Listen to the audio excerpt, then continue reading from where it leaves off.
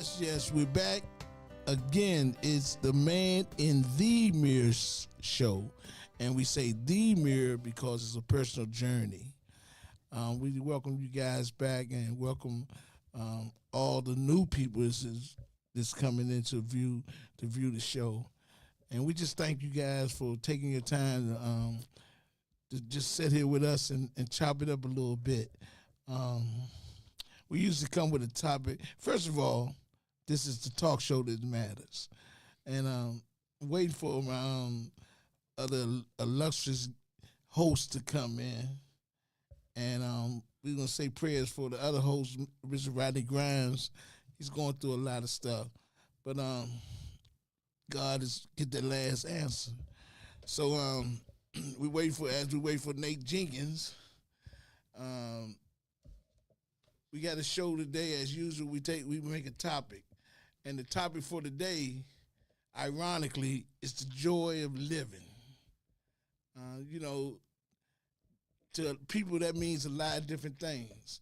We're gonna have some call-in people. We have some people that's gonna call in to give their example of the joy of living.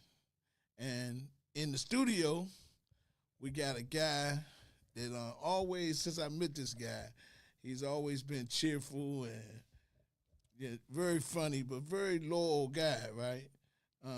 I can see that in everything that he do. Like if you need him, and he's there. If it's last minute, he's there. Good guy, man. So without further ado, I'm gonna give you guys Mark. Hi, I'm Mark Servatius. Servatius, I knew it was Mark S. But I didn't know it was Servatius. It's S is a lot easier. That last name is hard to spell. I'm still working on it myself. All right, Mark, man. Welcome, man. Welcome to Man in the Mirror show. Thank you. And I know you can identify with the joy of living because you're always cheerful, man. Every time I see you, you always got a cheerful, even though I know everybody go through things, but you always find a way to be cheerful, man. And that's one thing why I thought about you for this show, man. So you want to just tell a little bit about yourself, Well, I appreciate you saying that because I try to be cheerful, but I have to work at it. Joy doesn't come to me real naturally. I've got to sort of struggle to make it happen. I'm a person in long-term recovery from basically booze and drugs, mostly sedatives. And I kind of thought that was the only way I could find joy. But, of course, I was just fooling myself. So it's been a struggle for me because I really struggle with depression, and I have to not force myself in a phony way, but I have to sort of train myself to be more joyful and find happiness in the moment. So that's why I kid around a lot. So you say you've been on a journey of discovery and recovery, right? So how many years has it been now? Well, it's a little over 39. If I make it through May, it'll be 40. But I don't like to jinx it by going early. So you haven't touched anything. For the viewers, see, they might not know what that means. You haven't True. touched any mind, mood, arts, and substance of any kind. Well, since it's a topic, I got to bring this up. At about year 12, I did some prescription antidepressants because I went through as prescribed. That's not using. That's not using. No. But it is mood altering. Yeah. So cigarettes is mood altering. Yeah, you bet. But it's not narcotics. Right. It's a difference. You Yeah. know what I'm saying? Right. You ain't never had to see nobody say, man, I stole this TV. Can I get a cigarette for it? Nah, it's a whole different. It controls you in other moody ways, but it's not a mind or the substance. Mark, we work together, and so we study this thing, this recovery thing. So this is something that he chose to be disclosure about your own journey, and people need to know that everything's a skill set too. Right. You say you had to train yourself for the joy. It's a skill set to do that. So talk about some of your hurdles. Well, some of my hurdles were I've always suffered from depression. In early recovery, they often talk about co-occurring issues of depression and anxiety. And I basically say if you're not depressed and anxious in early recovery, you're probably still using, right? That's just normal. Right. You know, you look around, you say, what the hell happened to my life and how did I get here? And, you know, I shouldn't curse on the air, but WTF, you know what I mean? Yeah. No, How did I end up here? They said, be yourself here. Okay. Okay. That could be dangerous. But No, but don't get negative. Do not do that. But I like what you said about a skill set. I even wrote it down because that's exactly what it is. It's a learned skill. You know, I kind of think I'm going to quote Abraham Lincoln here. And he says, most folks are as happy as they make their minds to be. And I think that's a choice. And I've had difficulty with it because I think joy is like this internal thing. It's like faith. It's something you have or you don't have. And then happiness is something more like trust. It's something you learn and you earn. You kind of build it over time, and you try and take advantage of opportunities to be happy. But happy in general is just happenstance. Something happens. Like I run in and I see you today, and you brighten my day. So I kid around a lot. You know, I like to joke at work. In early recovery, I was kind of sarcastic. So you had to get your skill together on them jokes. Yeah, and I thought sarcasm was funny, even if I was directing it at you. Yeah. Until I looked up the word, or somebody reminded me of it. Maybe somebody in the recovery said, sarcasm is a word. It's a word for gnashing of flesh. Right? So I'm thinking, well, I don't really want to gnash people's flesh. Right. That's not something that would be joyful for the person. Yeah. I shouldn't be having my jollies getting over on you. Somebody else's pain. Yeah, so I like how you said that, Boo, about being a skill set, because it's something I have to learn and practice. I'm just naturally not that way. As a matter of fact, I tend to be suspicious of people who smile too much. You know? And that's because maybe your experiences, right? Right. So you had experiences with people you were trusting, and then they end up not being trustworthy. Right. Okay. So now I have to suspend that. It's kind of like, you know, in recovery, it's like buying a ticket to a movie theater or to a show. You got to be willing to suspend your disbelief that the process works. Okay. Right? So for me, I never really had any faith in that. But I have trust that there's millions of people who have done it before me. Okay. Right? So I'm always standing on their shoulders. And one thing that really helps me a lot in recovery is humor. Okay.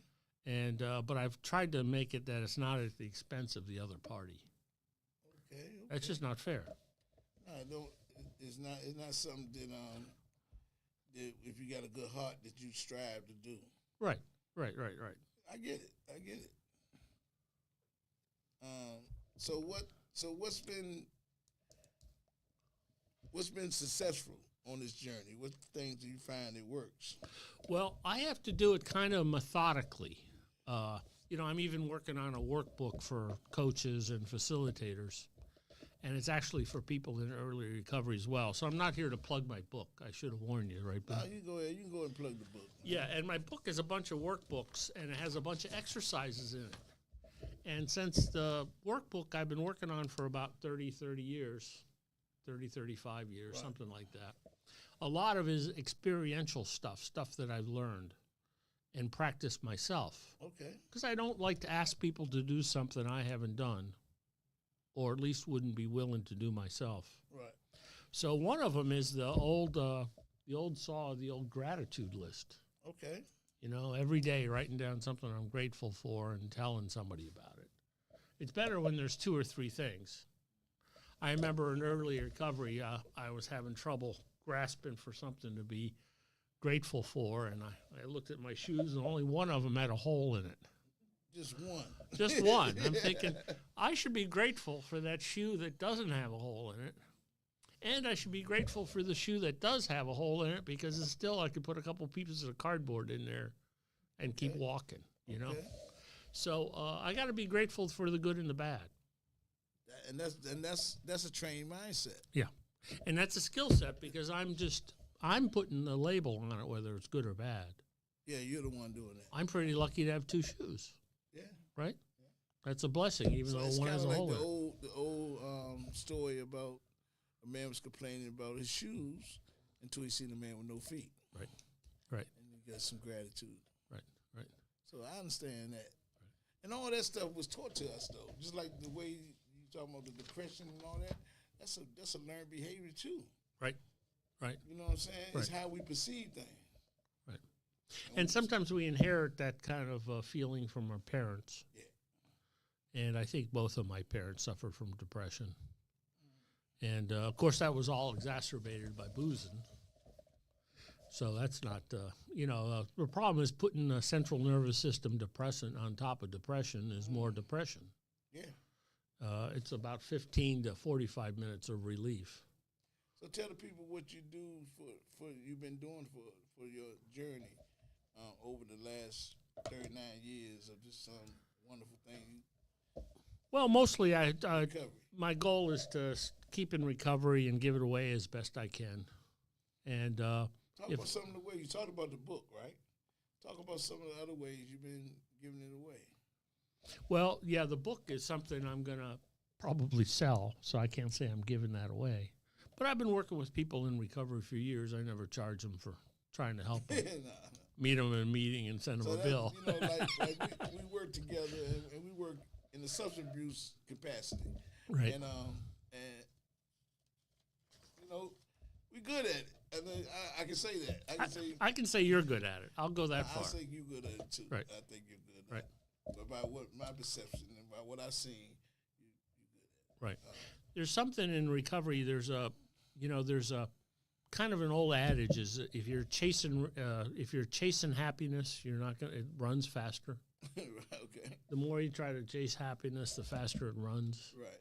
So it's not really about finding it and chasing it. It's about being ready for it when it does happen. Well, that's why we came up with the title. Me and Nate, we came up with the title, "The Joy of Living," because it's different than the happiness of living, Right. or Right. or the or whatever that thing you was just talking about Right. chasing. Right. We joy, like you said, is something I believe that it's due to your perception. Right. And if you don't think you got it, then you don't got it. Right. Right. you know. Yeah, and so I've studied joy and I've studied happiness and Yeah, the happiness part. the happiness part, which is happenstance. But joy comes out of belonging, being part of a community, having a sense of purpose. Right. I guess that last part you just said kind of like resonates for me, having a sense of purpose. Right, right. Like I'll say, without being too specific, I've observed you quite a bit at work, and you know your stuff. And somehow you're able to cut right through a lot of the BS people are trying to tell you. And I think they understand that because you've been there, done that, you know what's going on. So I think it doesn't mean that being joyful or being happy is passive. You can do it actively. And I think it's somehow we transcend our earthly condition by being joyful no matter what the condition is. Yeah, whatever state I'm in, being content. Right. Yeah. I would argue it's, easier to be, maybe it's a little bit easier to be joyful when I'm turning in at night under a nice comforter and a warm bed than it would be like at, DC jail or something. Right. But it doesn't mean I can't be joyful no matter what situation I'm in.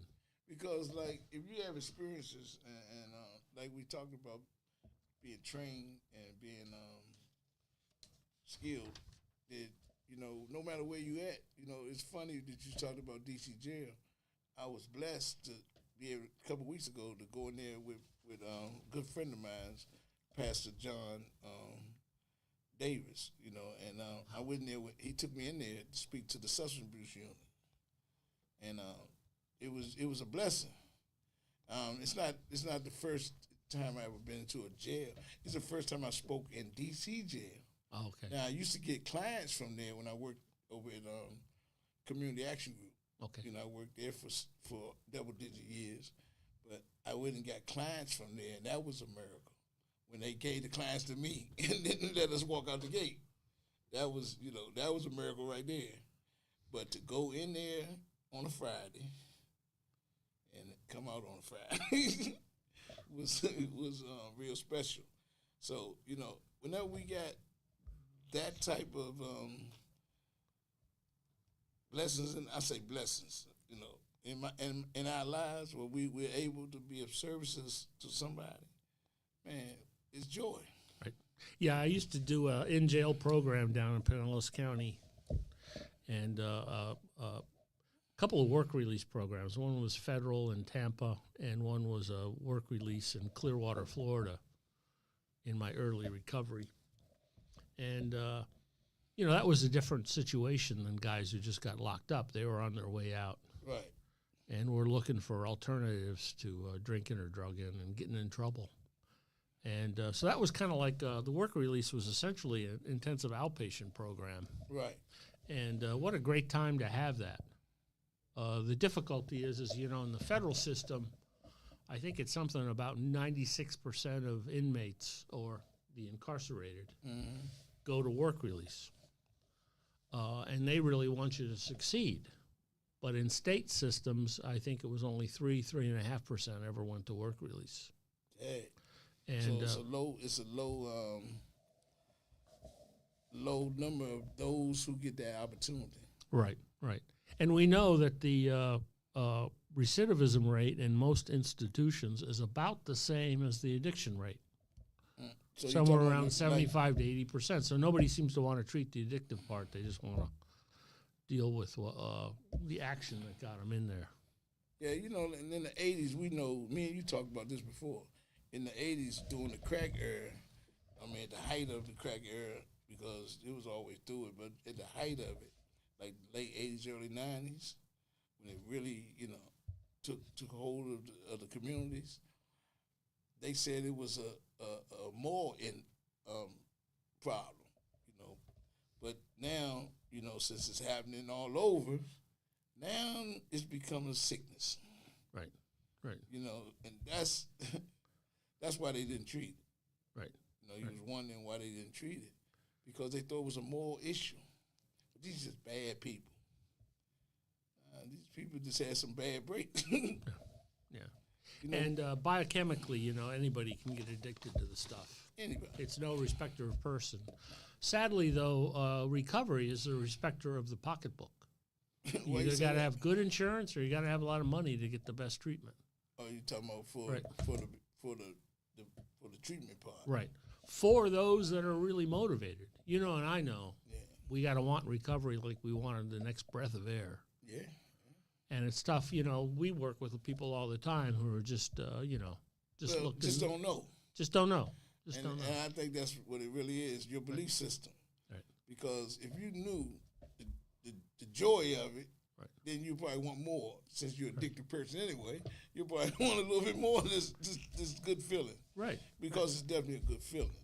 Also, if you're in an institution like the one we work in, what you're looking around is a lot of setbacks and failures. Right. When in reality, there's something like 28 million people in recovery in North America right now. Right. Millions of us. But we're sort of a secret society. And nobody wears this. That should go, like D.C. this year, 2024, D.C. will host the World Convention of Narcotics Anonymous. That's huge. That is huge. And if you don't know what that means all recovering people from all over the world going to flock into Washington, D.C. Millions. Right. Billions. It's going to be a lot of people. I went to one in Philly. I came right from the treatment center I was working at in the Southeast, and guy picked me up, and we went straight to Philly. We had no reservation or nothing. We just wanted to see this because it was close. So we went, and man, to this day, that's like seeing a leprechaun riding a unicorn. It was incredible. I met a guy from Argentina who shared his story with us, and I think he had 6 months clean. And the people from there, the more advanced or the more experienced people, they paid for him to come. Right. All the way from Argentina. And so it was incredible. And I think that's where the hope and stuff comes from. you know, like you said, they seeing despair, but they're not seeing the success. You know, and that's why it's so good to take somebody that's new to see something like that. And that guy looked like a little kid in a candy shop. And I still can see his face when he was like, "Oh man." It was thousands and thousands and thousands of people just in that one little area. Not to mention what was all in the convention thing. Yeah, I got to go to one in Miami back in the Miami Vice days. Right. So that's going back away. And the cool thing about it is, you know, you basically host a big convention in town and you're going to have a certain number of people under arrest and all that stuff by the end of it. DWIs, all that stuff happens. Hold up for a minute. But not with that kind of Hold convention. up for a minute, Mark. We got a guy right now that just showed up late, and he's taking his time you know, we only got 4 men on the court, man. You got 4 men on the court? Yeah. Put me in, coach. Put me in, coach. Put me in, coach. How you doing, sir? That's Mark. That's All right, Mr. Mark. Nate. Put me in, coach. Yeah. I'm So trying to get in the game. so let me brief you. All right. Mark 39 years in recovery, he shared. Woo. And he works as a peer recovery coach and counselor over with me Okay, at excellent. our job. Yeah. Excellent, excellent. And, you know, we was talking about the joy of living. And he shared a little bit about himself. Mark said he had dealt with depression and Okay, stuff like that. But he's 39 in the recovery process. Woo. You know, not just clean. Yeah. And so Walking the walk, talking the walk. we've been talking I hope about so. Every day we just put 1 foot forward, right? a very, very funny guy at work. You know, Okay. kept me laughing. Ever since we met, we've been kindred spirits. That's what's happening. He's been my guy, man. So, Well, it's my pleasure to meet you, Mark. Pleasure. yeah. So this guy, I've been knowing Nate since Moby Dick was a tadpole. It seemed like it. And he was swimming upstream. So we talking about it, man, and we was just breaking down joy. Yeah. You know, he's talking about how it's a perception. It of is. the person. It is. You know what joy is. You know, It is. joy could be somebody eating chocolate. You know, but you know, Well, yeah, Yeah. But you know what I know about joy? If I can jump right in. please. When someone is living in joy, come on, man. right? I'm talking about living in it. It becomes a way of life. But it's very rare that joy is never challenged. You know what I mean? It's like everything that's good has an adversary, right? And I don't think that the adversary is there to break your joy. It's really there to solidify your joy, Come on, man. right? It's like, I'm going to check you on this joy piece, right? I'm going to challenge you on this good thinking, good living, Yeah, and see if you can keep it going. yeah. It was some adversity. See, you still. Oh, go. man, what? Yeah. Like they say, are you praising them all the time? Yeah. Or only when it's good time? Yeah. Right? You know, I like to Coming say, in or leaving out? How about in the middle? Nate, I used to like say, man, when I was living my old lifestyle, Uh-huh. I used God as a genie.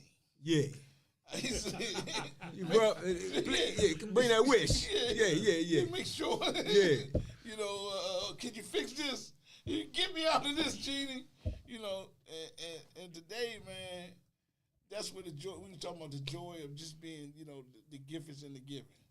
You know, if you can give up yourself, Yeah. you know what I'm saying? Have something to give, some substance to give, man, it's joyful. You know what, man? I just had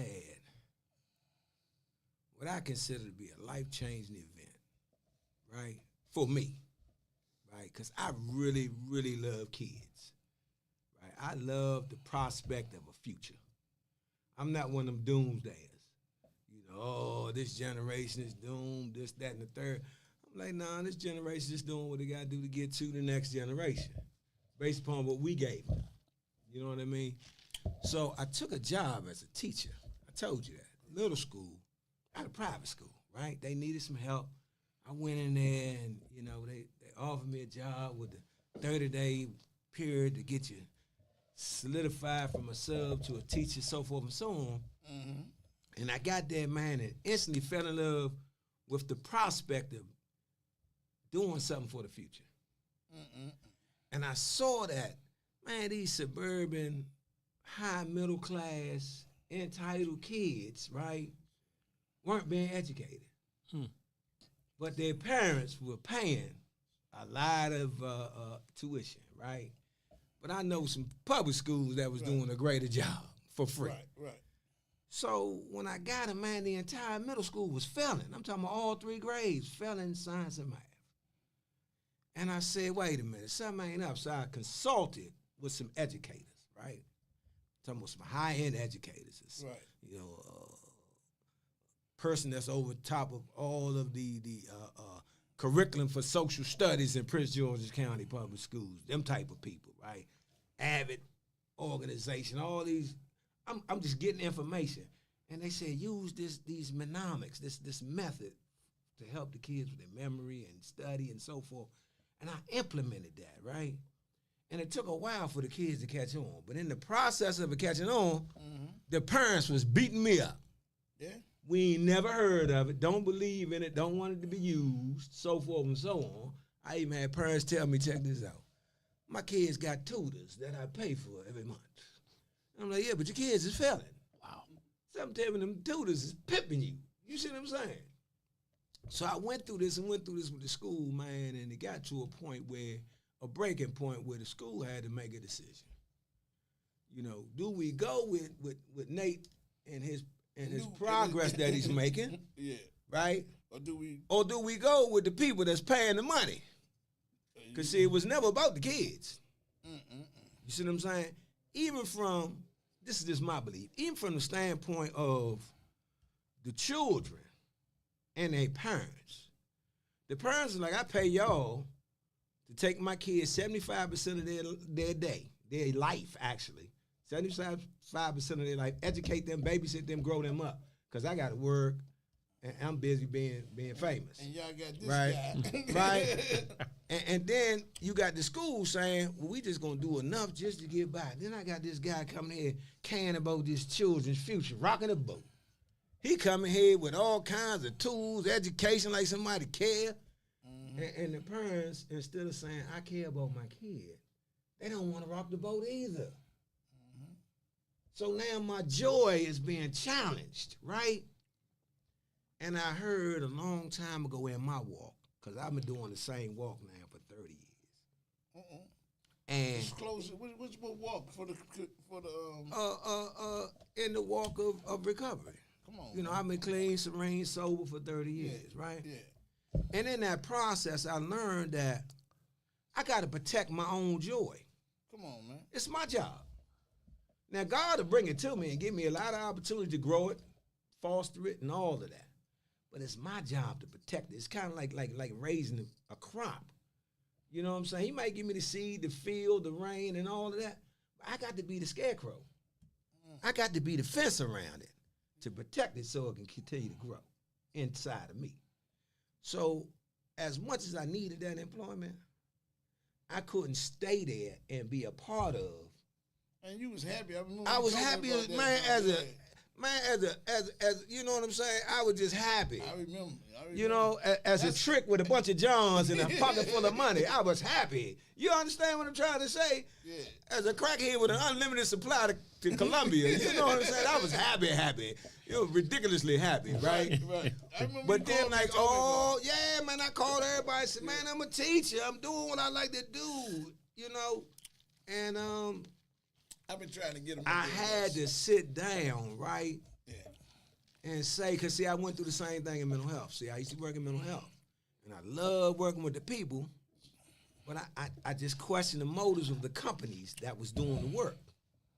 You know, and I found out that the same thing happens here. But a partner of mine told me a long time ago, he said, man, if you don't like what's going on in that situation, you can either walk away from it and find something new for you to do, or you can start your own and make some improvements. Come on, man. Right? Now, I ain't starting no school. Now, I started a couple of mental health corporations. But maybe it's my thing is I understand what I need to do right now. okay. Right? Because what I Seems know about joyful, though. yeah, but what I know about it is, man, I had to get out of there because they was in my spirit. Yeah. So you ain't gonna affect my joy. I gotta protect that. Yeah. So I had to say, heck with that income for right now. Let me walk in this joy. Right.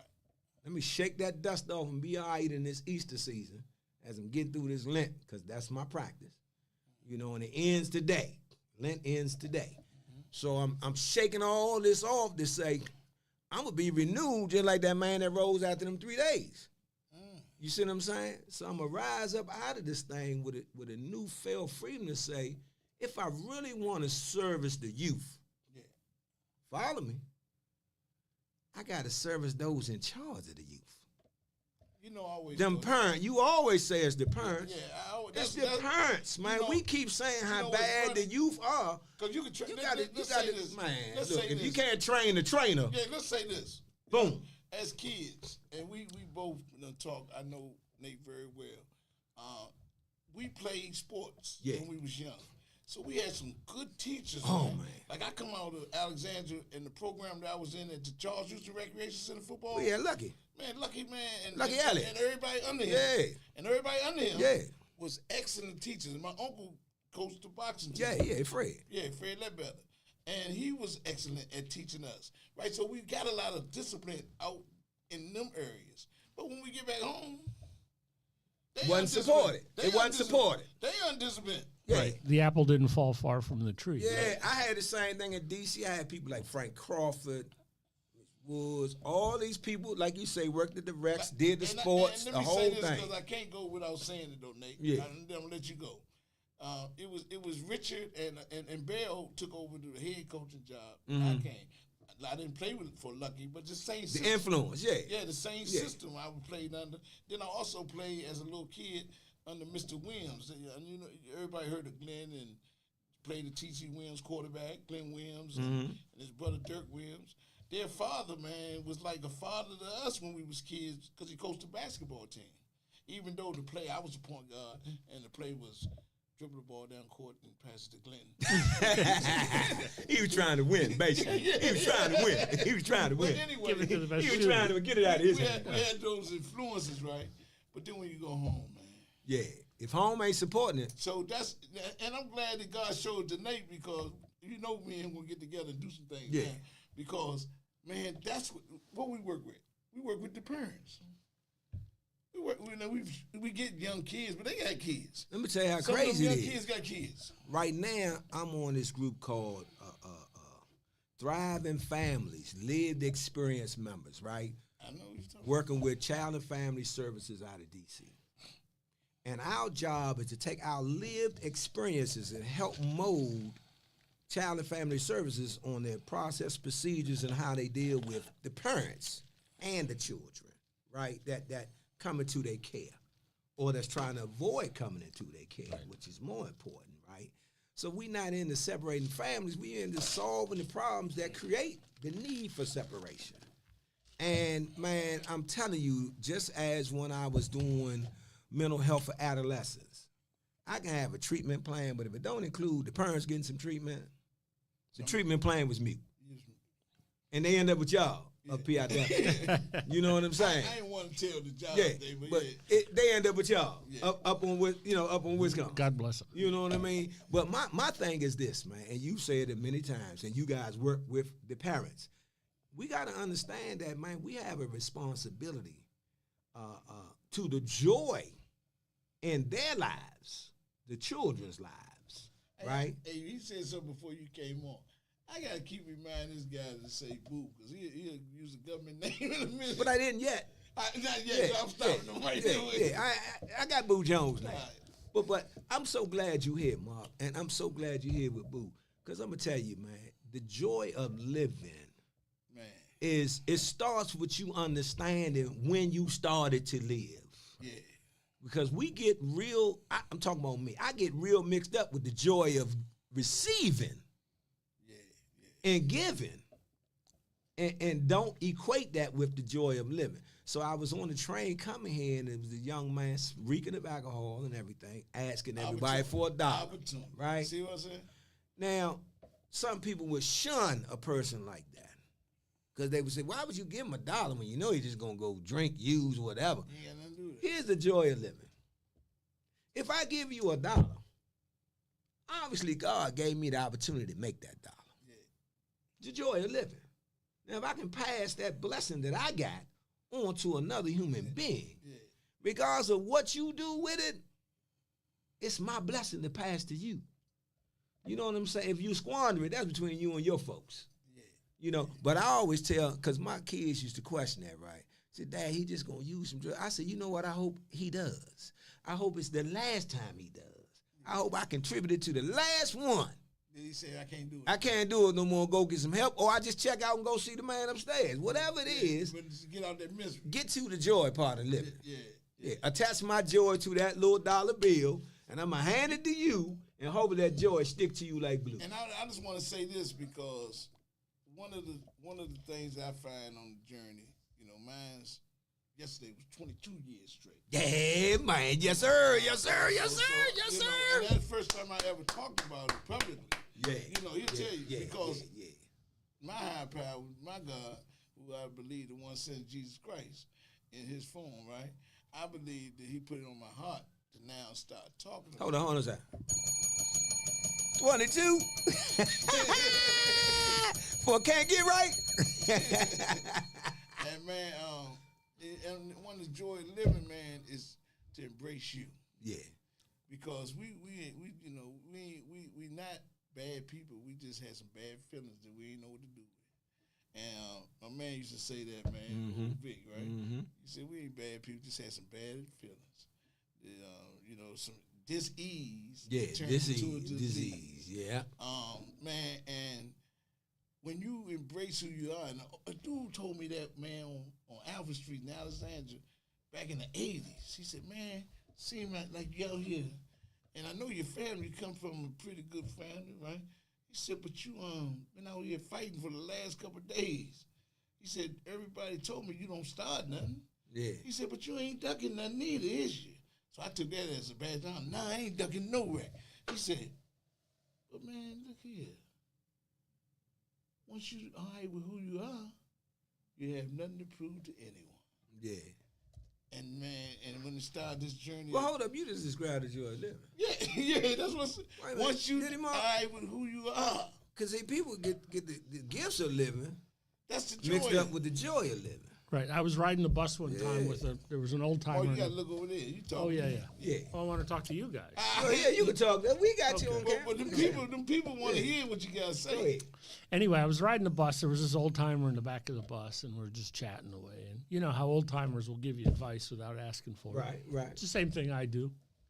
And we want to cut to the quick, you know. And he says, the most important thing I learned in my recovery was to pick my friends, don't let them pick me. So that's a really important thing for me to understand. I need to pick people who have the capacity to have that joy. Right? And I have most joyful moments in my life I've experienced with another person. I mean, I can maybe watch a movie by Right. myself and laugh at something. Right? Yeah, There's some movies I just But think joy about supposed them. to be shared, though, right? But that's not 'Cause, joy. you That's know, just laughing. You know, in the beginning, my creator said it wasn't good for us to be alone. He said, and then he made sure we weren't. Yeah. Isolation is our nemesis. Oh, man. Almost everybody the first isolates step going before the they wrong way. relapse. Yeah. And I was but- thinking about what you were talking about. I'm sorry, Boo. Before I want to share this because the guy's supposed to be calling. Don't forget in. that dog. Some guy's supposed to be calling in, right? Put the number. Yeah. We got it on the tell board, him what right? that number is. It say Nate. 301-761-1040. Call us right here, man, in the mirror. Right 301-761-1040. Everybody call in. Yeah, We're because going to pick up. the guys. Now just I'm gonna tell you. And me and Nate was talking, and see, and one thing about this journey is I got to be open, right? I got to be open to some other person's viewpoint because mine ain't always the best. Just say I ain't saying right or wrong. Ain't always the best. And they said, well, we had too many people because I had like 6 people, and so I had to call some people back and say, look, Call in. y'all call in. And then the other 3 people, only you showed up because they canceled the last minute. So I mean, but I'm used to it because I've been dealing with the band thing for over 14 Well, let me just say There's this. like cat herding there, yeah. He just said something about picking people, right? Yeah. So here's the thing, man. You right where you're supposed to be Yeah, because ain't you nothing- find yourself there. Ain't nothing out of it. Ain't nothing out of And they say if you want to make the high power laugh, make a plan. it. He laughed all the way through because his is the only one that's going to happen. Right. But go ahead, Mark. You was about to say. Well, I was getting back to something you were talking about was being a teacher. And I kind of think of as a coach as a very similar role. And Boo was talking about good coaches in the back. And I was thinking about, here you had to kind of bring this message to kids in an expensive school, and their parents didn't want to hear anything else that's out of the norm. Right. Using mnemonics. They've been using mnemonics for 100 years. And here you are bringing it in, right? Okay. Right?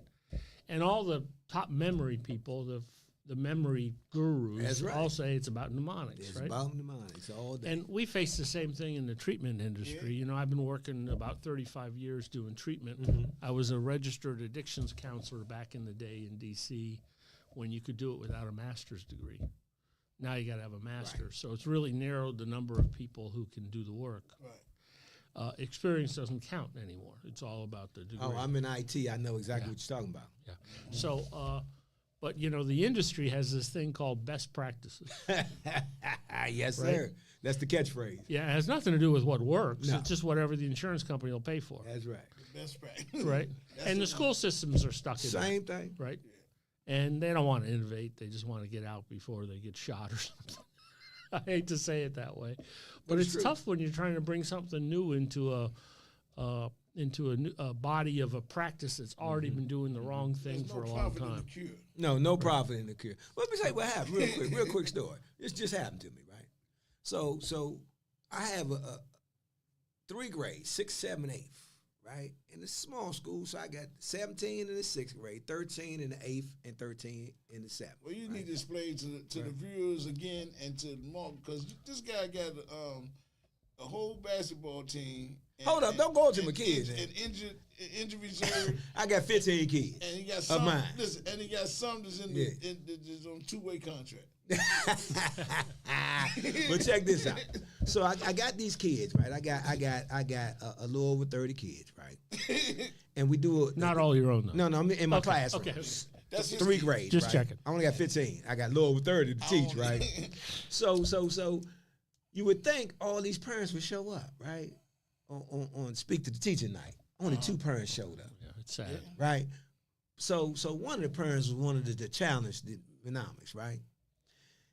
And she says to me, well, my daughter goes to the high school that all these schools feed into. I'm not going to name the school because I don't want people to run from it. But she said, my daughter go to that school. Come on in here, dear. Then she supposed to show me up, right? Now tell me, have you ever heard of Freya Notes? Freya Model Notes? Because that's the mnemonic, right? That just about everybody uses in secondary school. She says, no, I never heard of it. She said, well, she goes to this prestigious school and she's never heard of it. So I'm not supporting it, right? I said, well, let me ask you a question, young lady. How do you memorize your work? How do you study? She says, she hunched her shoulder. I said, let me reframe it. What your grades look like? She said, well, I get C's. And I looked at the parents, I said, and that's acceptable to you. You paying thousands of dollars a year for your daughter to average a C. That's acceptable to you. I said, so what kind of note-taking method do you have? She said, I don't have any. I just try to remember what I can and write down what I can. Oops. I said, well, maybe you need to study with your little sister who has been taught mnemonics to help her retain information. Maybe you can apply that to this prestigious high school that you go to. And it's funny, I'm going to reel us in back to our topic, right? Talk about the joy of living, right? Mm-hmm. If you don't remember, how you going to practice something that's going to bring you joy? Okay.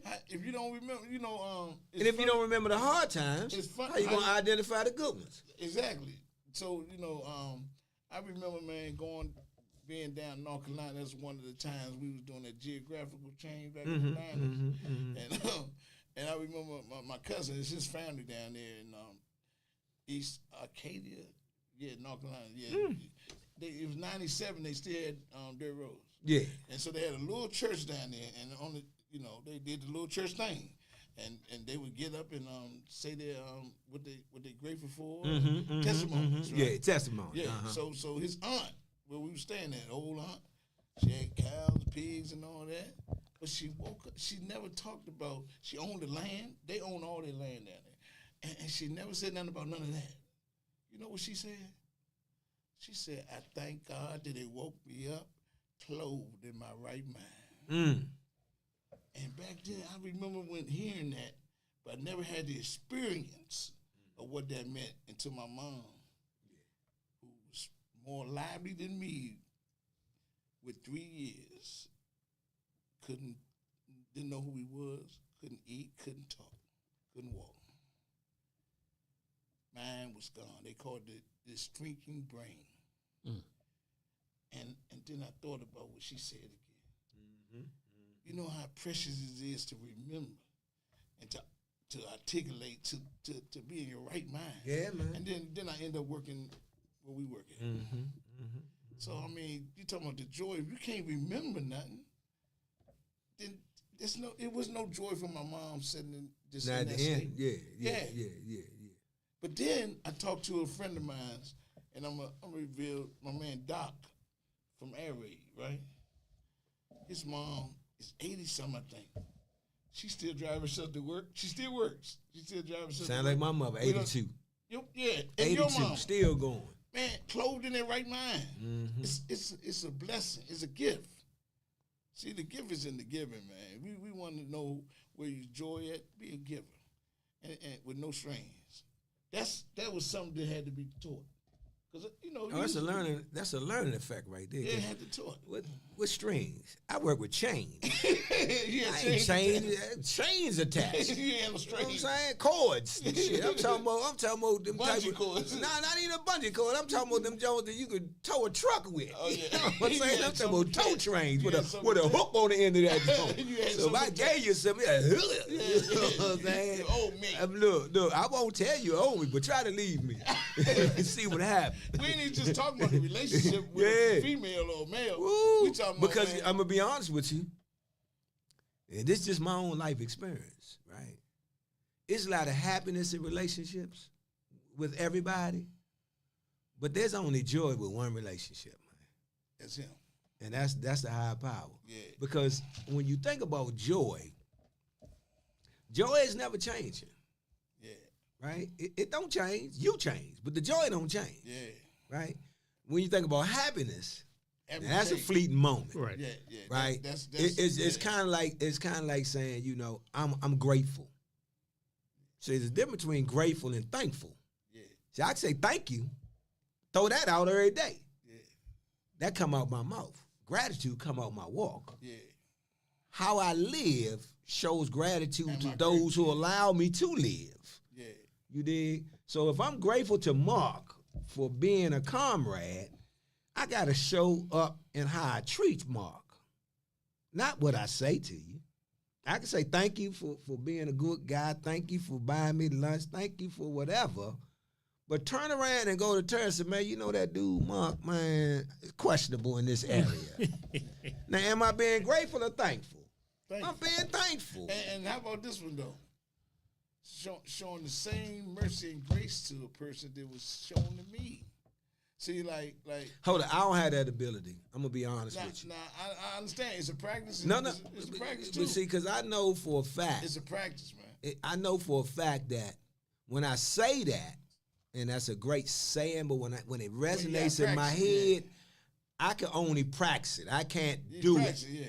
because the dude that showed me grace and mercy is beyond Your my comprehension. Yeah, but we got to practice it, though. Yeah, but I can do the best I can with it Yeah, you got to practice it. because You I know- struggles, man. Yeah. It's a tough thing for me too because we have a culture that's tied up into this justice thing. Yeah, Easy for me to say, right? yeah. But it's mercy and grace. We'll never get peace. We'll never get anything, any satisfaction, anything sustainable with justice. That's just tit for tat. Yeah. What we got to do is be forgiving and merciful and graceful. It's practice, though. Like And you that's said. what the recovery shows us. Is that he mercy said that, comes man, first. That's powerful because you know what? Every time I see a court case where there's been a tragic murder committed, and it's mostly in, I'm gonna say black families, right? when the black family go and stand up in front of the judge and say, I'm gonna give my family statement about how you ruin our family and all this, they always end with, but I'm gonna pray for you. I'm gonna give you that mercy and that grace, because I don't want to be in bondage because you killed my loved one. You've been caught. You're going to serve your time. You're going to do whatever. But I'm going to pray for you. Yeah, I'm gonna carry that. But it took me a long time. I was like, pray, man, string that joker up. You know what I'm saying? You got the chains and put that joker in the gas chamber. You know, but they always say, I'm going to pray for you. But you know where that comes from? Only the suffering or those who have suffered can forgive. That's just my belief. I've never seen nobody high on a horse forgive nobody for nothing.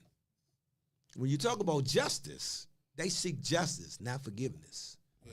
You know, you took from me, I'm going to cut your hand off. I'm going to put you away. I'm going to do this, that, and the third. But I ain't giving you no breaks. And call you a monster and all that, yeah. Oh, man. Yeah. You know, I don't want to get all religious, but the old law was eye for an eye, tooth for a tooth. Exactly. The new law, our law, is mercy. Yeah.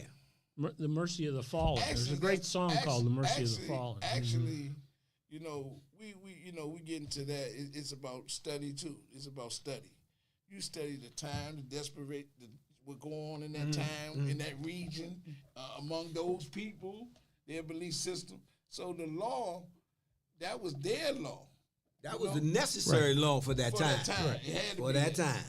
For that time. But for this time, we've forgotten the elements of our law structure, because you look on the back of the dollar bill, it simply says, "In God we trust." So we're a Christian Judeo community, incorporated country. Yeah. That was the value system that was supposed to come here, and build our laws on, right? Well, we have our law is all based on British common law, correct, which is based on the Bible. Correct. So when you do it, almost all the countries we successfully deal with, right, have the same. Use some form of British common law, except maybe France. Exactly, yeah, except for France. But they do a little bit of it. But they what they doing? Napoleonic Code. Napoleonic Code. Louisiana has Napoleonic Code too, but all the rest of the states. Yeah, because that came from the French. Napoleonic Code. I never yeah, man. Yeah, he was tough, dude. He had a good. He had that little man with the hand in the jacket. You know what I'm saying? You don't know what's coming out with that hand. He was above average height, actually. Yeah, he was. For the day. For the day. For the day. They just did that to diminish him in history. And the reason he always had his fingers in there is that's what artillery officers did. Right. Because they had a pencil in there and they were always doing math.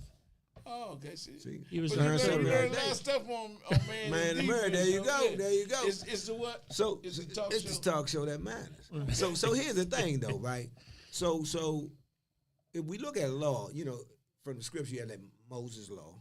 He came down with the tablets. Well defined, 12 things, right? Yeah. I'm hit you with these. Boom. Here you go. But then you had the Son of Man come along. He didn't challenge any of that. He said, I'm going to add to it. And he left with one. Well, he said, I'm going to fulfill it. But he said he left with one, though. He said, and it was a hard one. It was a parable, right? He hit us in the gut with it. He said, love thy neighbor as you love thyself. See, and a lot of people put that into a context of not hearing what he said. Because what he really said was, learn and love yourself.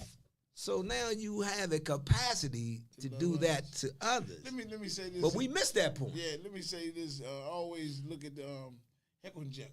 Mm-hmm. Remember? Two little crows. No, not the crows. It was the groundhogs. Remember? The two little cartoon groundhogs. Weren't they chipmunks? Chipmunks. Yeah. What was their name? Okay, chipmunks, right? Chipmunks. Always polite to each other. No, after you. I insist. Yeah. And they keep going back and forth. Yeah. But the point, it fits to your point. Mm-hmm. That they were considering the other person. That's right. More than themselves. You know what I'm saying? Mm-hmm. Oh, we'll go together. Yes, we'll go together. And wrap their arm up. Step on out there. Yeah, and we was kids when and I remember that as a kid, right? It taught you, they say, let somebody play with your toys. Yeah. And it goes back to what Mark was saying, and it's tying into joy. The joy is, man, when you get a chance to share with others. Man, let me tell you something, man. I had a Christmas when I was young, because my mom got divorced, man. She had 11th grade education, but she had 5 kids. And they landed us in these glorious housing developments. You know, they always had like terrace and gardens on the end of the name, like they was growing something. But they was mostly growing frustration. With and no no grass or nothing. So I'm over at this place, 37 Ridge Road. Oh, man. Right? And my mom was struggling. You know, she was going to school and working 2 jobs. So we was basically, you know, the inmates were running in salad. Right. You know what I mean? But when Christmas came, she gathered us around, man, and we had a little breakfast, you know, some scrapple, gum and cheese, whatever, you know, and we prayed. And she said, we're going to have a good Christmas. But I was pissed because I looked under this little 4-foot aluminum tree that had a little circle of lights going on, red, green, light going on there, and was no gifts under there. But I could see all my friends outside with the bicycles and so forth, and I'm all into it. I'm mad at the world. And knock at the door. Who is it?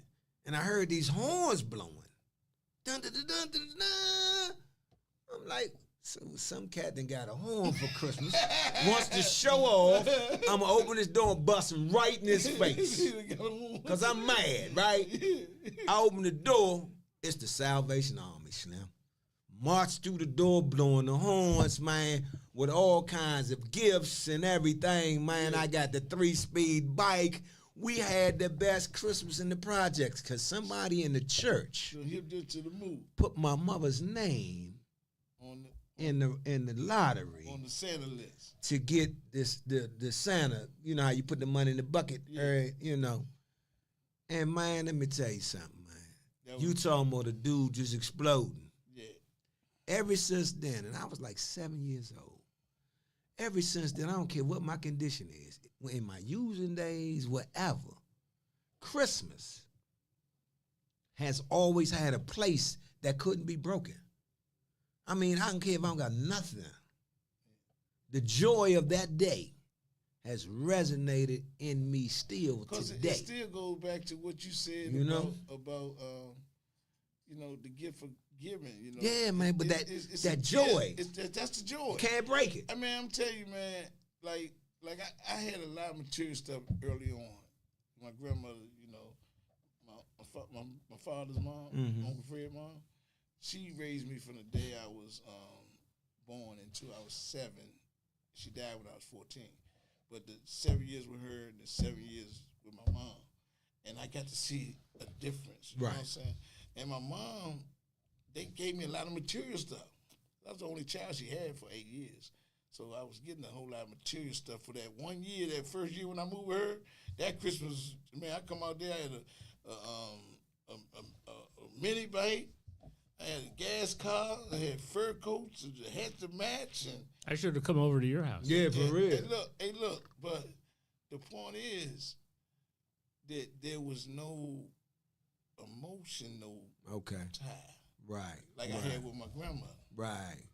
You know, one of the old friends had that lived by my grandmother when I was young, and we played together. I just got in touch with him on Facebook, and he reminded me. He said, "Man, your grandma and your grandfather used to fight all the time. They used to get drunk and fight." But I didn't think about that because you got the love. Yeah, I didn't think about supreme. some of that, you know, that was happening because that overrided it. You know, it was because it was a whole lot of love in the house. Like she had a schedule. She would cook in the morning for him before he go to work. You could smell the food cooking. It'd be like 4 in the morning because he went to work early. He worked at all this. Where they do the trash at over there in Crystal City. He'll walk all the way there from Green Valley. Now I was like, man, you know, but I was just saying about the difference of just the giving ain't always got to be monetarily. Right. The joy of giving, man, giving of yourself. Yeah, that's spiritual. It's more. It's way more than giving somebody some valuable stuff. Your I'm glad you said that, Your mom man. didn't even know she won, probably. Right. She was talking about, man, we're going to have a great, Right. Because we here together. Right. That If was the nothing joy. else- That was it. If nothing else, we all here together. Eat this damn scrapple. But you know what? I'm glad you said that, man, because this generation, ours and the one behind us, were lied to. They were lied because we say this as parents. We say this grand lie every time we have a child. Every generation says it. I want my child to have a better life than I had. Forgetting that life made you who you are, right? And the struggles made you the best person. So if I remove the struggles, I'm not giving my child any service. It's a disservice. So I saw this thing where a guy said, you know, my grandfather walked to work. That's what he did. My father drove a Chevy to work. No, caught a bus to work. He said, then I drove a Mercedes to work. My son drives a Ferrari to work. His son is going to walk to work. Because all these gifts don't build up a man's fortitude to want to earn anything. So transactionally, as we go through giving, we forget about earning. That's why we got a whole entitled community of youngsters right It's now funny what that you don't just have said. nothing to do with earning. Without the adversities, Yeah. I could not experience joy. But check it. They so entitled that joy is so fleeting for them It's not because they important. believe everything's supposed to be given to them and not earned. Yeah. That's why you got a lot of youngsters right now walking around the city, zombies, Desensitized. totally desensitized to life itself because they believe that everything is supposed to be a gift, right? From education to income, you know, I should be able to call you mom and dad and you give me whatever I need because you've been doing that all the time without me earning a thing. Yeah. And then when they put you out into the world and the world say that ain't how it work, now you got all this adversity from these young people. You know, I really feel for the young people because I don't disagree with you on that. But I'm just really concerned, you know, they turn the news on. And if you actually watch the news, it looks like the world's coming to an end. You know, details at 11 o'clock. And it's got to be very disappointing or depressing for them. It's hard for them to think about long term. What can they do to succeed? I basically say, you know, you got to be clean and sober these days as a kid even because you got to be able to persevere through what's going to happen. Yeah, because But I have a lot of empathy for kids because what they're seeing, especially what they see on the fake news channels. I think, you know, just me and we'll address the elephant in the room as I always say, right? yeah. The powers that be want to stay the powers that be, right? Those who control the laws, the banks, the purses. This is not a theory. This ain't no what they call it. This ain't one of them urban legends or whatever. Those in power enjoy being in power and want to stay in power. Right. And I understand that because when I had some power, I wanted to keep it. Right? Yeah. But they put things in play for the long game to stay in power until they die. Like that old Strom Thurmond type of scenario in Congress, you know. You're going to wheel me out of here in the casket because way beyond my competency, as long as I'm breathing, I'm going to hold this power, right? Yeah. So we look at those in power and say, support the masses, right? So we can then support you as you age. But they're like, no. I'm going to support me and mine, and y'all going to fend for yourself. Right. You know, there's that old Lord Acton quote where he said, power corrupts, absolute power tends to corrupt absolutely. And I always like to say, how corrupt are we as a superpower? Yeah. Super corrupt. Yeah. Super corrupt, because if you look, you know, a lot of folks look around the world and see all this disarray, but they forget to see whose hand is stirring the pot. The United States, and you talked about British being a part of the British law. what we inherited in that colonialism was going around taking, going around manipulating for our betterment. We got that from the colonial days, right? Even today, if you look at what's happening in South America, United States hands all in it. If you look at what's happening in Africa, France, England, the U.S., all of the superpowers, hands are all in the demise of all of these places. And you say, okay, they always at war, but guess what? They don't have enough money to buy them guns. They don't make those guns. So when you look at why these Arabic countries, their children grow up hating America, because they can look at the remnants of the bombs that were dropped in their neighborhoods, and it always say USA made on it. So who I'm gonna be mad about blew up my whole valley, my whole village? The bombs say made in USA, right? Right. But it could be dropped by anybody. But it was made in the USA because we are one of the biggest promoters of mass Let me ask you destruction. this. You know, we talking about joy, and you know we basically barbershop talk all day. Yeah, all we day. tell you about who doing this and who doing that. It's non-profit. They know you're gonna talk about it. Let them talk as long as we still control.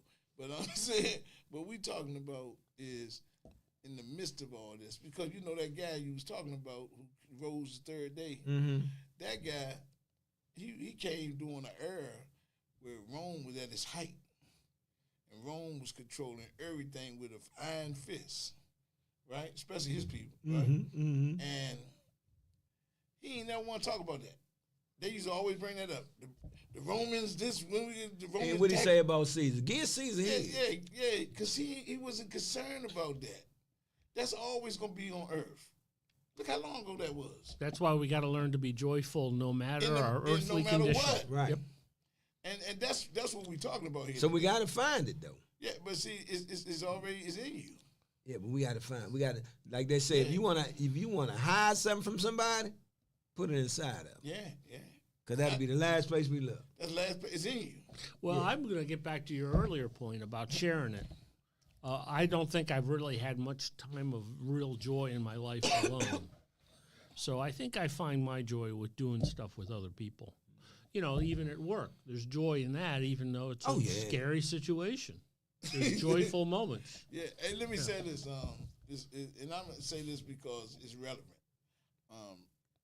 The guy who guides me, in this process of new life, right? He's a little white guy from Boston, little Jewish guy, but this short, but very strong personality, right? And he says, named Lou. And so one time I know I was going through me and my wife early on, and at the time, the dude was guiding me. He wasn't married, so he had no experience about successful marriage and keeping it together and all that. And he said, call Lou. Lou been married almost, about 40 years. And they've been through some stuff and they still together. So I called Lou and I was telling him, man, this and that shit. And Lou would listen. I said, man, he hear me out. And then he said, you finished terms? Oh, that's the government. See, now it's you this I time. had to slow my own job. See, that was When him he said, this Boo time. Jones, basically he don't call me that. He called me the government. And he said, are you finished? I said, yeah, man, I guess thanks for letting me vent. He said, yeah, I hear you. He said, but my experience is working with others always does the trick. That's what he said. Listen, wasn't nothing fancy. He said, from my experience, working with others always does the trick. He said, man, you might want to do some more stuff for people. You might want to, Get outside yourself. Yeah, exactly. Get outside Yeah, yourself. you won't be worried about your selfish, stuff. Because what Alan Jones used to say, a man wrapped up in himself is It's what? in a very small In a package. very small package. I'm really suspicious of any word after the word self. Whenever I see the word self, I think of a red flag. It's like, oh, I need to work on my self-esteem, but F you in the meanwhile. Right. And the fact is, if I don't have esteem for other people, it'll never work as self-esteem. Yeah. So I just need to build esteem. I guess there are, like for us in practitioners as a teacher, you got to do that self-care stuff. Oh, yeah, man. But self-care works better when it's with caring with other people. Exactly. Right? So that self-word is a very dangerous one. Well, you know what? In my 30 years of this walk, that is, like you said, the red flag. It's also a stop sign for me. Right? Selfish, self-worth, selfless. All that self stuff says stop. Right there. Stop. It's like a stop sign. Stop. Look before you proceed. Right? And, it's a go-go song like, stop, take a look around, somebody help me. We need help. Yeah. We need help. Yeah. Always in the process. But hold up. That song tell you to do what, though, first? Stop. Stop. And take a look around. Then he say, somebody help me. Yeah. Because, see, in the process of going and all this living, as long as living is agreeing with us, help is the last thing we're looking for. You know what I'm saying? I like to help you, and keep me moving because I don't need no help. Yeah. But then everybody looking at me going, he needs some help. It's just like going into one of our processes, right? We go into a room of individuals just like us. And somebody's sitting at the desk and they, leading the whole parade. And we open with the discussion. And I just think that's a heavy seat to sit in, right? One of my mentors told me, he said, the person who needs the most help is the one in the seat. Is the one in the seat. I thought he was leading the parade. He up there getting information tossed to him to make him better. Yeah. Yeah, I had the whole vision screwed up. Yeah, he talking about what he's struggling with. Yeah. and everybody getting some help. So y'all can get some help. Yeah. That's what the whole mission. That's the whole process. Yeah, that's the whole process. But I had it all backwards. You thought he was helping people. Because I was thrown in there early, right? Yeah, you thought he was helping people. I was thrown in the chair early. I said, oh, shucks, I'm running something. Yeah. And I started talking behind people and everybody, and somebody after the joint told me, said, look here, man. You know the man in the chair need more help than everybody else that was in there, right? I said, but I was in the chair. He said, exactly. Exactly. Hey, you know what I'm saying? Hey, look. Crazy. My Uncle Fred used to say, crazy. Yeah. Crazy, man. Yeah. But you know what, man? The joy of, joy to me only happens after trial. Gratitude. It's like good and only bad. happens after trial.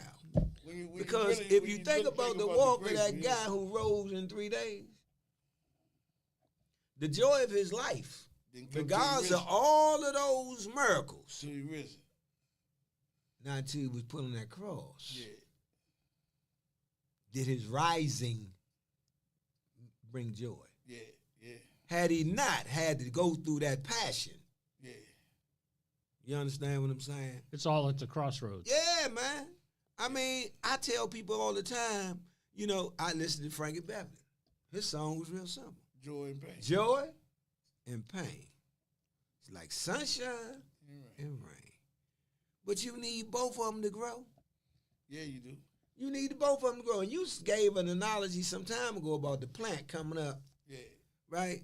How does a flimsy that stick little thing get through all that dirt? Pat it down. Yeah. Dirt. You ain't pat it down. Rocks and dirt. Pat it down. Because you know what he see? The light. He see the light. Yeah. And no matter what. He's seeking it. Yeah. Nothing will stop. Yeah. So see, and this the part just to solidify what you were saying. It grows down first. Mm-hmm.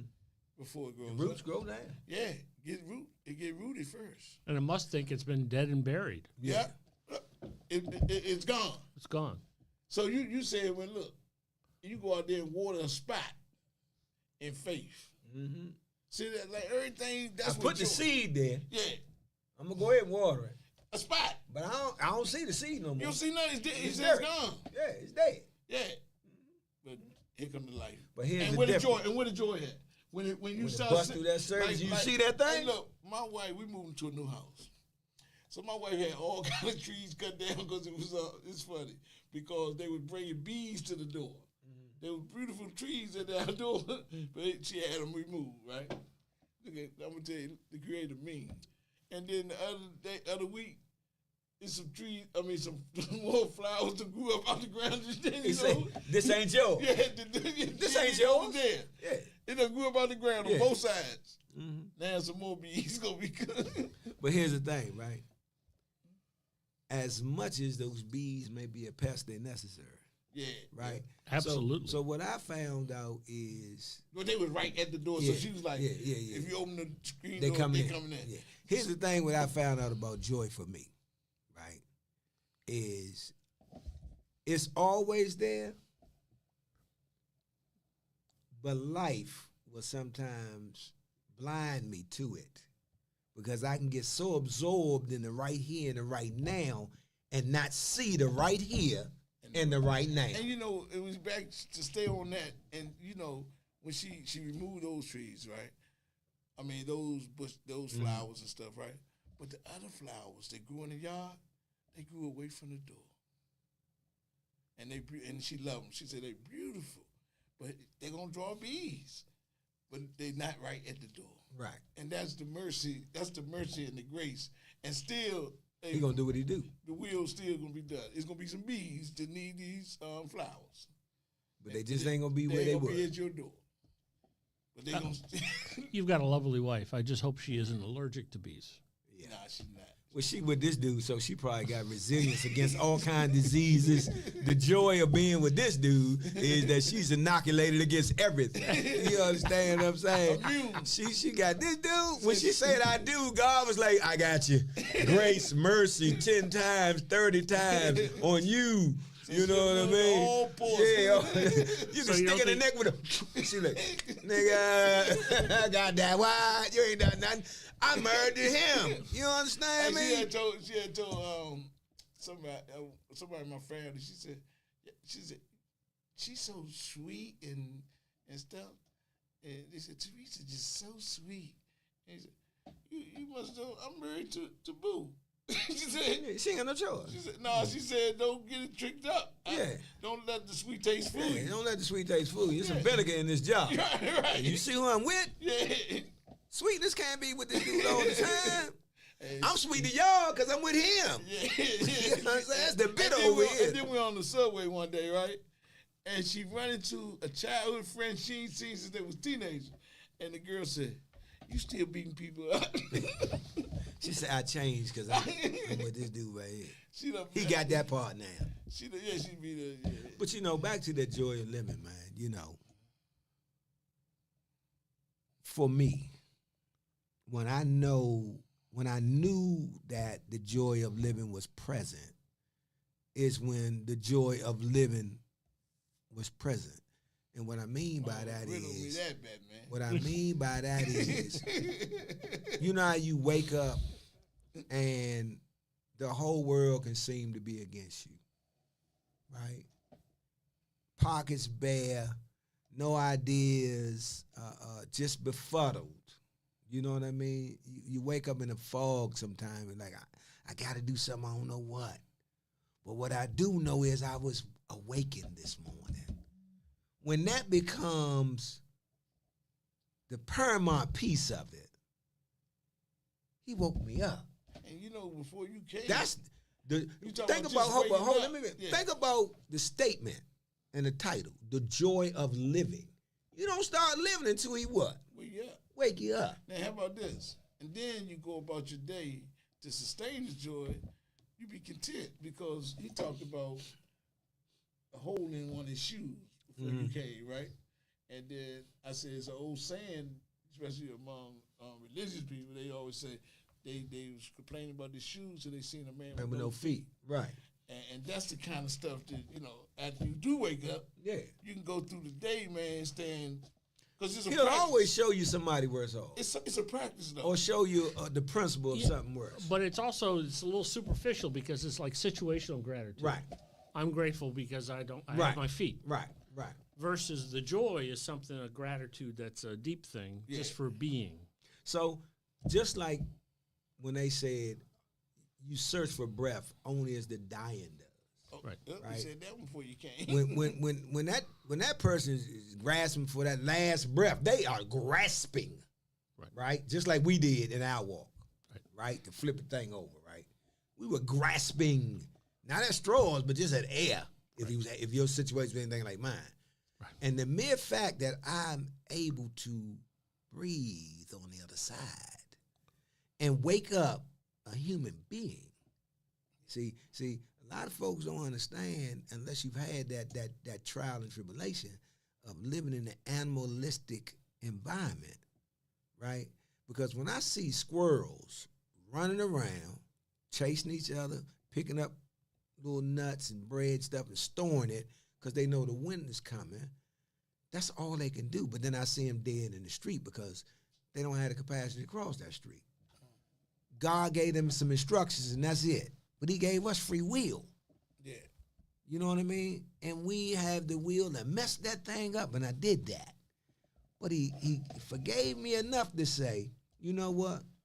Every night you go to bed, you die. You die. Physically, you still breathing or whatever, but consciously, you dead. Somebody tried to call in. Is something on the phone?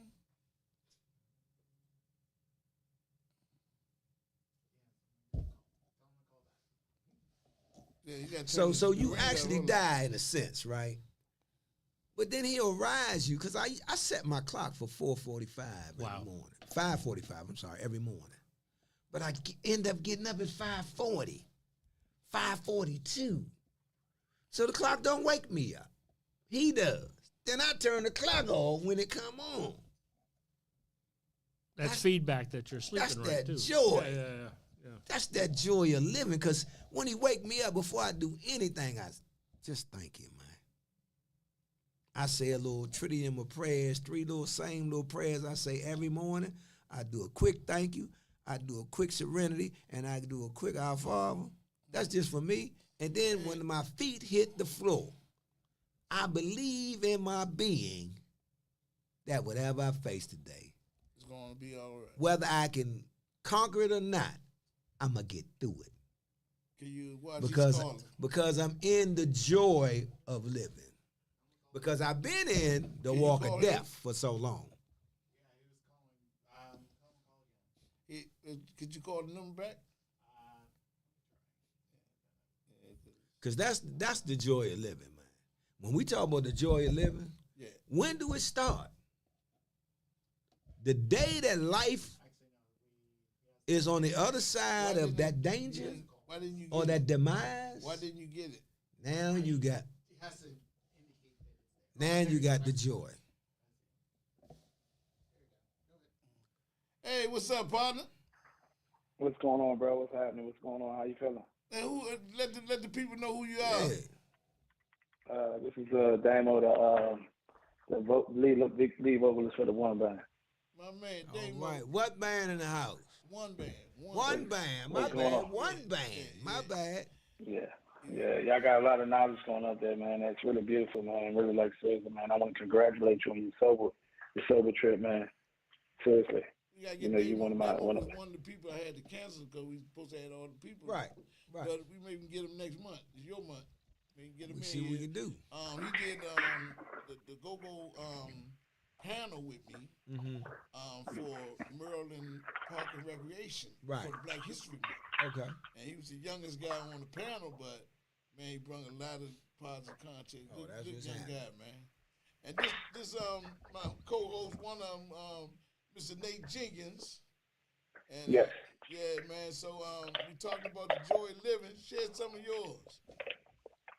For me, man, like I say, man, you know, getting up every day is the first thing that people need to understand that you can't take for granted.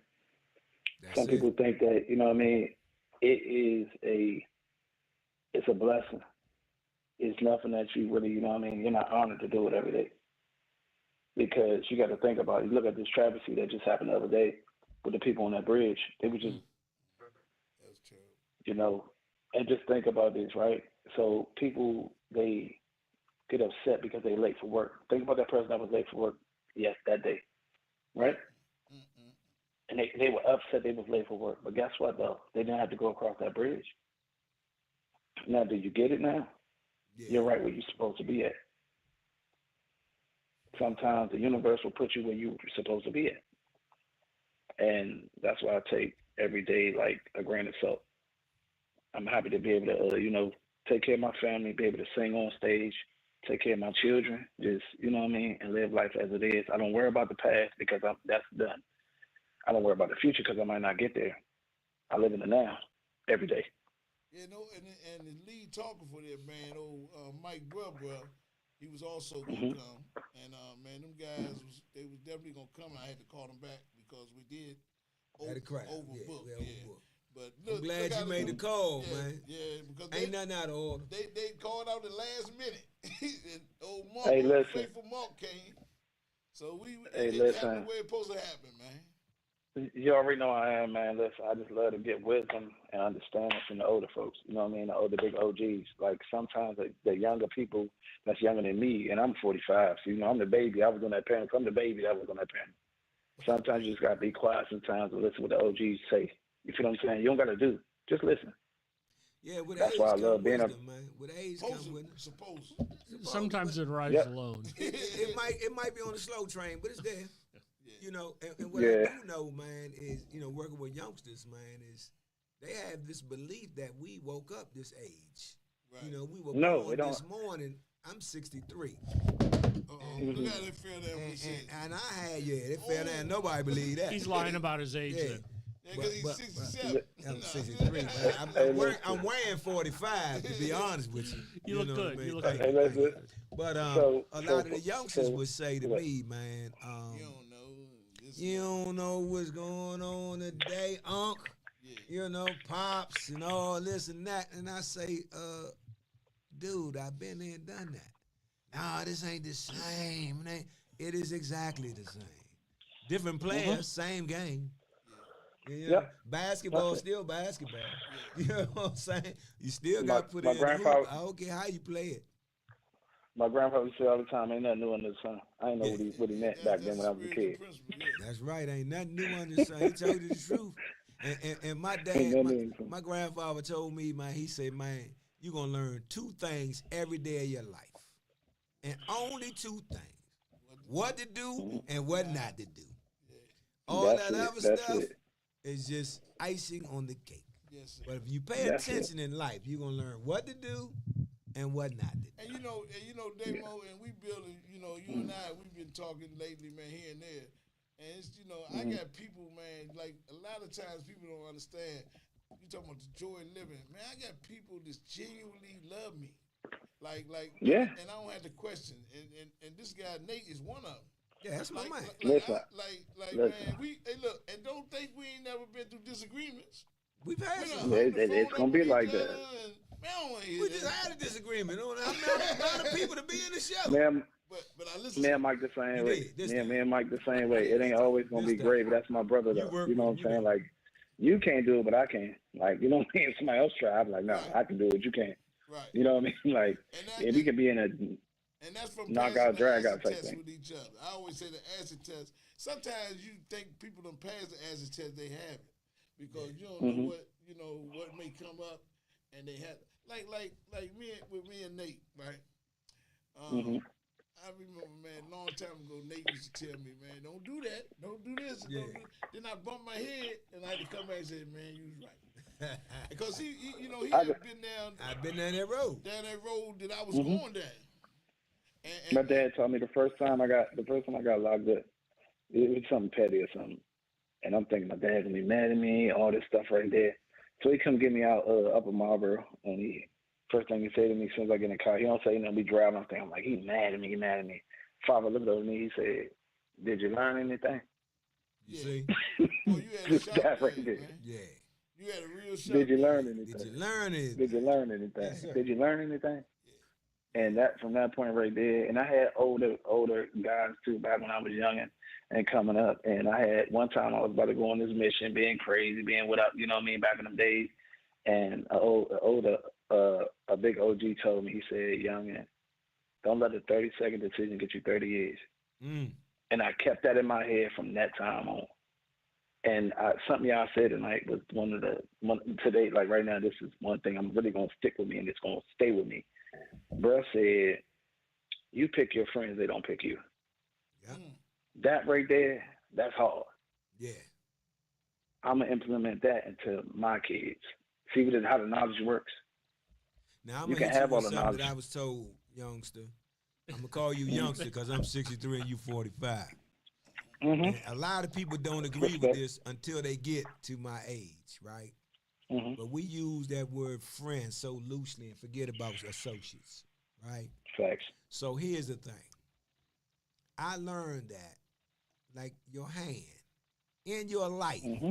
you're going to have 5 true good friends, best friends, 5 of them. In your I learned entire that early in life. 5 best friends, one for each finger. That fist Mm-hmm. make you strong.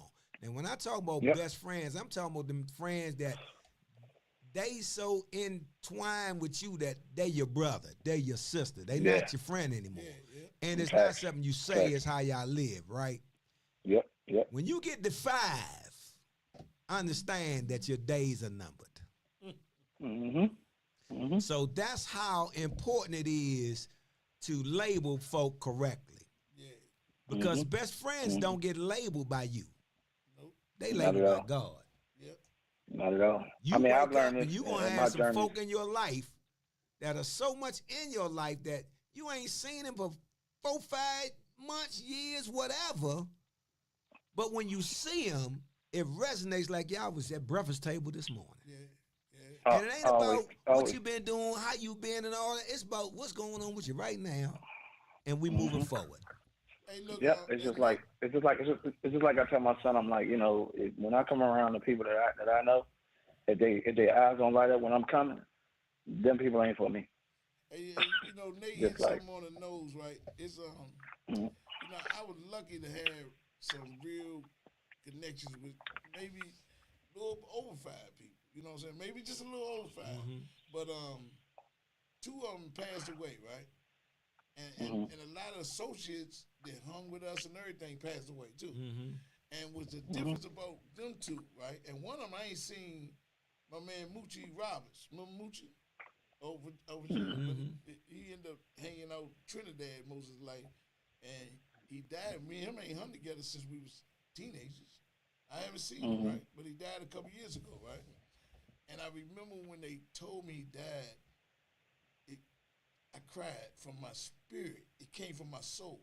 Then my man Harry Wright over in Alexandria, Big Harry. Big Harry died, and Johnny, Big Johnny, my other buddy, who I hope nothing happened to him because I love him, and Marvin Haskins, them, them 2 dudes, and Wayne Smith, because I was lucky to have a couple, Right. and I know it's some habits on. I ain't even talking about family members, because, I got a big family on both sides. But my cousin Andre is like my brother, Andre Keaton. But I had to say their names, because these guys, and the dude like Nate and John. And John, the dude I told you took me into the jail. Oh, yeah. John David, right? So these guys, I was lucky to have them guys I named to stand out in my cousin from Eastgate, Fred Murray. You know what I'm saying? These guys right there that I mentioned, I know that they in my spirit. This has been over 30 some odd years. And Right. guys like my man who died hot. When I heard he died, I cried. It was 3 guys who died, and they pulled from my spirit, man. Because that's how tight we was. Now other guys I love, and I ain't mentioned charges to the brain, not to the heart. Right. But I love them. But it's a certain anchor that some people have on your spirit, like you talk about you and Mike. That's my brother. I love him to and the death. thing about it is, they can mess up. It didn't come from an evil place. Right. It came from bad habits. So we gonna have people that we love. I got family members, man. Me and Nate, I done talk about it. I got a cousin, man. He can't get right, and I was can't get right. You know what I'm saying? I was can't get right at one time. So I understand, and that's where the joy comes from when you don't take up and judge people, but you Facts. try to look at them in the same way that God looked at you. Yeah, because you can't take it for granted. You can't take it for granted because you got to think about it. A lot of people complain about rain. They complain about the windy conditions and all that stuff right there. If you think about it right now, somebody's in the hospice right now and they wish they could feel that rain. Come on, man. Come Yeah, on. yeah, yeah. See what I'm saying? They wish they can do that right there. So you have to take every day as a blessing. And I sum it up, Nothing and is- I named all those people just not to be rambling. The summing up Mhm. is, man, when gratitude is in your spirit, then, man, you know, it ain't no bad days, man. I had good days and great days. Right. Mhm. A good day is when I'm still alive, right? And I don't go back Mhm. to that old lifestyle. Because it's a Right. lifestyle change that we had embarked on. Yeah. That's right. Yeah. And that's a good day. You know, when Right. things is pretty cool and I don't go back to that lifestyle, right? Mm-hmm. And a great day is when all hell break loose. Right? Right. Even But you if I had But you know a what, hand Boo? in it, and I don't go back to that old way of doing things. Right. But you know what, Boo, is one thing I've been doing for a long time. I've been practicing this for a long time. I'm a spiritual person. You know, I meditate, you know what I mean? I have my crystals and all that stuff and pray to the universe. I hug trees, all that stuff. That's the type of stuff I do. I'm in tune with nature. And that's what we lost in nature. But it's one thing I do every day. I command how my day goes. Yeah. When I get up in the morning, it's gonna be a great day. Mm-hmm. Because can't nobody dictate how your day goes but you. So if I get up and say it's gonna be a great day, it's gonna be a great day. If you get up in the morning and say it's gonna be a bad day, guess what's gonna happen? You're gonna get Oh, it's gonna traffic. be bad. You're gonna Well, stub your toe. You know, it's gonna be all that. But So like, you whatever- dictate how your day goes that's what every we day. was talking about earlier. That's that joy of living. The joy of living is, man, whatever happened in the day is a great day. It's a I'ma great get or good through day. it. It's a great or good day. That's what it is. It's Well, never a see, It's bad what it day. is. This is what I learned in my joy of got living, right? Because I love the blame game, Uh-oh. right? Professional player. Professional blamer. It was your fault, not mine. You did it. If you hadn't have done that, I wouldn't have done this. You whip out your blame. Right. I Blame still thrower. blame. But the difference is I don't Right. blame people anymore. I don't blame people anymore. Yeah. I blame the one I serve. See, my joy of living is real simple. You woke me up. Everything that goes on today comes from you. If it's good, I got some service to do. If it's bad, I got some learning to do. But all of it, I blame you because you want me to be better. And not in a bad way. Not in a bad way. Right. So I learned that's to blame the right, put it where it belongs. See, like You I heard understand? Youngin say something. Look. When it's good, Yeah. I owe. Yeah. When it's bad, I need to learn. Right. So that joy of living don't change. Right. You dig what Right. I'm saying? Yeah, you still owe for the Right. winning. though. Right. There you go. Yeah. See, like, man, I learned one thing, and it's tied into what you just said. Man, listen, I praise the creator, not the creation. Yeah. Because, That's man, it. listen, I know that my life is God guided today. And that's a joy when I know that. Knowing. Yep. Like when you came here, you sat in that chair, I ain't see you check it. You ain't checking to see what it holds you. You just sit down.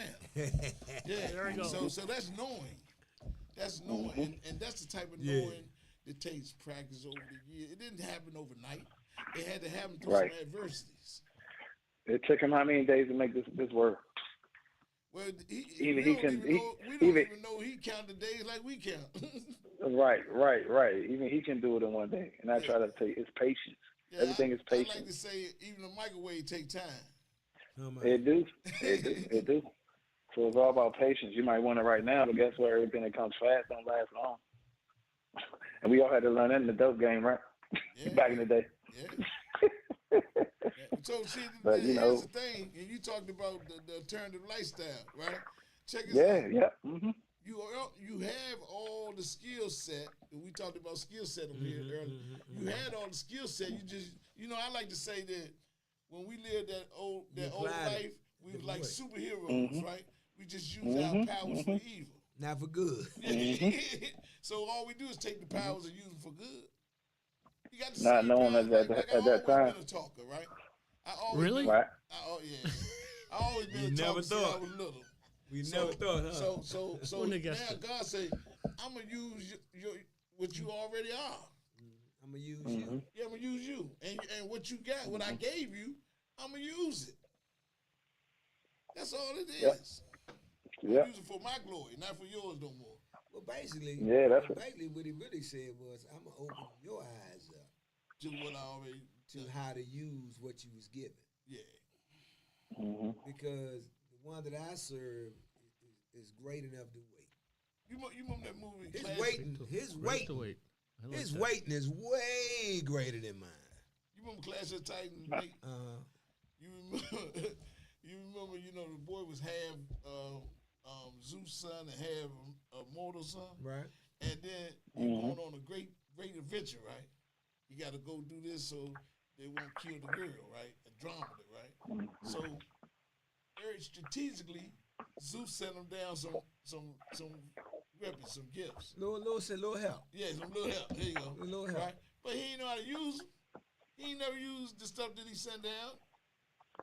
But guess what? Never. It was already in him. Know how to use it. He already put that in him. But He here's just the didn't thing. know it was in him. Here's the thing. And that's one thing that a lot of the youth, they don't understand. You got a gift already, you just don't know how to use it. Like when I first started singing, like when I first started singing, I went to Mr. Charlie, and I'm in the studio with him, and I'm with my first band, Under Pressure, and he called me and I would say, son, you got a hell of a voice, you just got to know how to control it.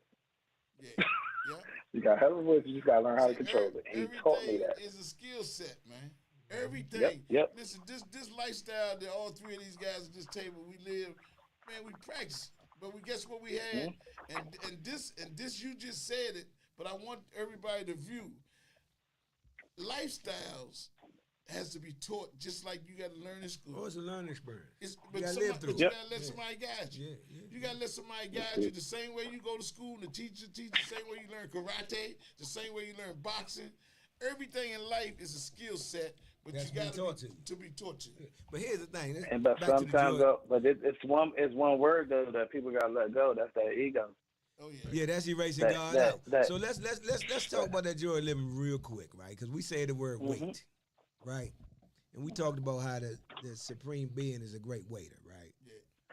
But see, what I learned in my walk was I misused the word wait. Put the wrong way. Because they say, if you don't know what to do, just wait. Stay still, don't do nothing. That's not what he said. Yeah. He said wait, like a waiter. Go serve somebody else, because he's the only one that's supposed to be waiting. I like that one. Time is his to control. So he'll wait That for was you hard. to He get to don't where deal he with needs time. you to We be, do. or he'll step in and do what he got to do, because he might be tired of waiting for you. You understand? He the only one that gets something out of waiting. We get something out of waiting, becoming a waiter. So we are in a rut, like you said earlier. If things ain't going good, go do something for somebody else, like you said with the wedding, with the marriage, right? For me, I didn't understand that paradox till I got on this side of the fence. But if I look back, every time I helped somebody else out, my situation got better. Man, he quoted a guy, man, that was like a sage to us too, man. The dude name was Alan Johnson.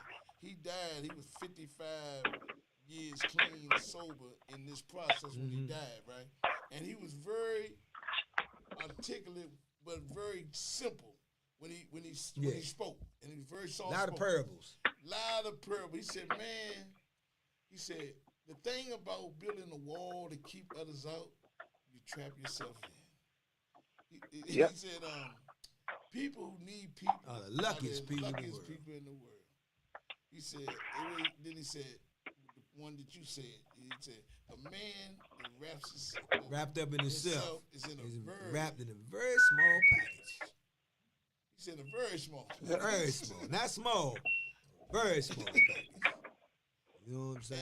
And guys like me and Nate, we know that was coming through him from the Creator. Yeah. But he was actually living what we wanted to do. We wanted a lifestyle change. We wanted, so he was like a guide. And he wasn't only just doing it with his talking, he was doing it with his walking. That don't mean he was perfect, because they say like the little freaking young girl. So he wasn't perfect. He had some flaws. Right. He was a man. He was a man. But he wasn't living the destructive lifestyle You know, he wasn't drinking anymore. His thing was drinking. He didn't drink anymore, and not just being abstinent. He was practicing the spiritual. Well, let me just say, don't think a clean date makes you an angel. Now. Yeah. He was. That ain't what it's designed to do. Yeah, one ain't got nothing to do with the other. The Yeah, only that's way that you old become line. an angel is to go ahead and pass over and get that That's listen it. when you get up there, when you get Once upstairs. you get better, Yeah, That's you the get old better. line. That's What the do you- hope. that's the hope. That's the hope. Right. What happens when you Right. sober up a horse thief, right? They become a efficient horse horse thief. A better horse thief. So you gotta work on being a horse thief. Yeah.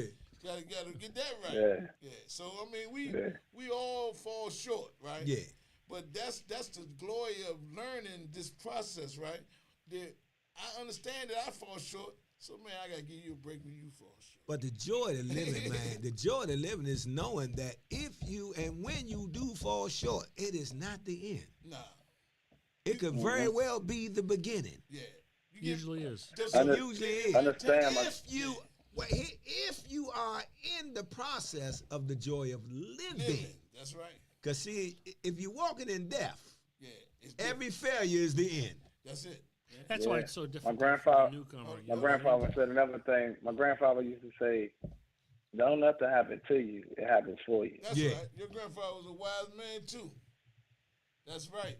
But you about to say, Mark? And he was right about that. So anything that comes your way, it's not happening to you. It's happening for you. That's the blame game. Like you have to really take that That's in. that blame game I was talking about. Hey, what you say, Mark? You know, when we get those kind of gifts, it's easy for us to label them good or bad, and that's our own perception of it. But if we skip a label in them and just accept them the way they are, it is what it is. It is what it That is. acceptance piece is mean. Mhm. And see, this is all the stuff that we But when learned you- in the skills. But set. when you hear that, oh my God, Mhm.